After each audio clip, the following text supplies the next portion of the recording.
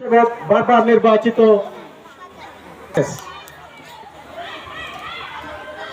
পরাজয় কিন্তু বিজয়ের সূতিকাগার, অর্থাৎ বিজয়ের জন্য পরাজয় ভালো জায়গায় পৌঁছে দেয়। টমাস আলভা এডিসন, যিনি পল্লী বিদ্যুতের এই যে বাল্ব আবিষ্কার করেছিলেন, টমাস আলভা এডিসন যখন স্কুলে যেতেন, একটা পর্যায়ে শিক্ষকরা অতিষ্ঠ হয়ে টমাস আলভা এডিসনের মায়ের কাছে চিঠি লেখে যে আপনার ছেলেকে আর স্কুলে পাঠাবেন না, আমরা শিক্ষকরা পরাস্ত। টমাস আলভা এডিসনের কাছে এই চিঠিটা মুড়ে সুন্দর করে স্টাবলিং করে মায়ের কাছে পৌঁছে দিয়েছে। টমাস আলভা এডিসন খুব ছোট মানুষ, তো আনন্দ ঘন পরিবেশে যে মায়ের কাছে চিঠিটা দিচ্ছেন, যদি আপনাদের কোনো সন্তানের এরকম একটা চিঠি দেয় তাহলে আপনারা কেঁদে জারে জার হয়ে যাবেন, তাই না? কিন্তু টমাস আলভা এডিসনের মা কিন্তু বিষণ্ণ হয়নি। চিঠিটা একাকি পড়ে সন্তানকে বলছে, টমাস আলভা এডিসন, তোমার প্রতিষ্ঠানে এমন কোন শিক্ষক আসেনি যেটা তোমাকে পড়াতে পারে, তুমি এত ভালো ছেলে, আজ থেকে তোমার শিক্ষিকা আমি, তোমার শিক্ষক আমি। সেই মায়ের প্রচেষ্টায় টমাস আলভা এডিসন বিশ্ব মানচিত্রে অন্যতম স্থানে উঠেছে, শুধুমাত্র মায়ের প্রচেষ্টায়। সে পল্লী বিদ্যুতের বাল্ব আবিষ্কার করেছে। কার প্রচেষ্টায়? একবার মুখ দিয়ে উচ্চারণ করেন, কার প্রচেষ্টায়? শুধুমাত্র মার প্রচেষ্টায়। আমার মামিমা এখানে বলে গেছিলেন, নেপোলিয়ান বলেছিল আমাকে একটা শিক্ষিত মা দাও, আমাকে একটা শিক্ষিত মা দাও, আমি একটা শিক্ষিত জাতি উপহার দেব। সে কিন্তু 10টা পুরুষের কথা বলেনি। সুতরাং সন্তান লালনের ক্ষেত্রে মায়ের অবদান সর্বোচ্চ, সর্বাগ্রে।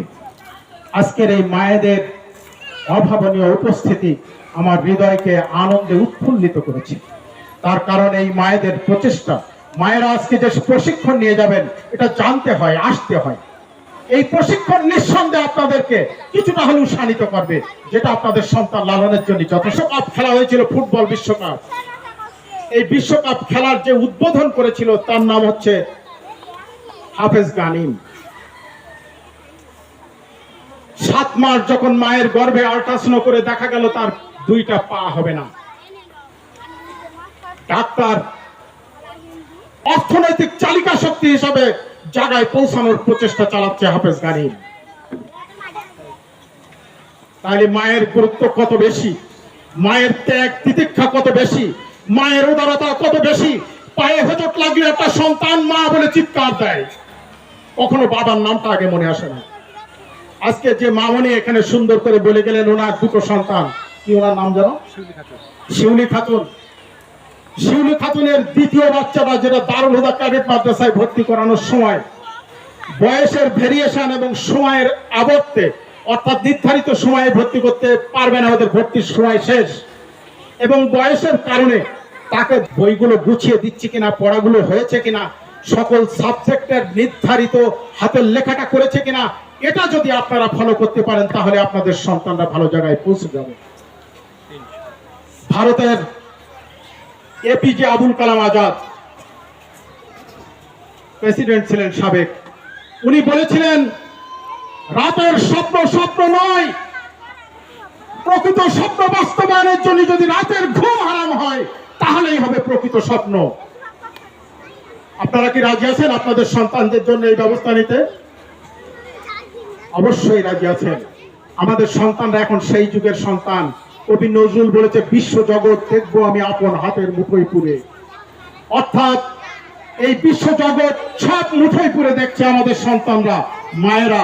তবে আমি বিনীত অনুরোধ করবো, যেসব মায়েরা ইতিপূর্বে সবাই বলে গেছে এই কথাটা, আমি আপনাদেরকে বিনীত অনুরোধ করব, আপনাদের সন্তানদের সামনে আপনারা মোবাইলটা সংযত ব্যবহার করবেন।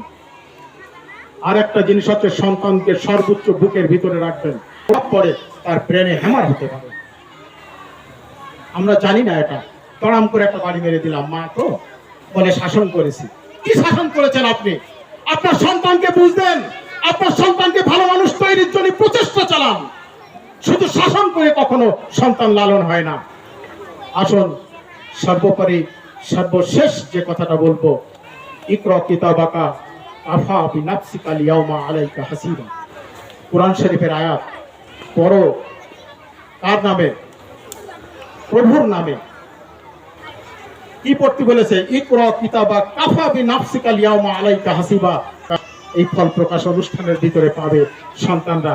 আমি বিনীত অনুরোধ করব, পাস ফেল নাম্বার কম বেশি যাই হোক, এর থেকে শিক্ষা নিয়ে আপনাদের সন্তানদের সুউচ্চ মর্যাদায় অধিষ্ঠিত করিয়ে এই সমাজ, আপনার পরিবার, এই রাষ্ট্রের উজ্জ্বল কামনা করে আমি আজকের আয়োজক পরিচালক, সম্মানিত শিক্ষক মণ্ডলী, মাননীয় প্রধান শিক্ষক এবং আজকের প্রধান অতিথি সহ সকলকে অভিনন্দন জানিয়ে আমি আমার সংক্ষিপ্ত কথা শেষ করছি।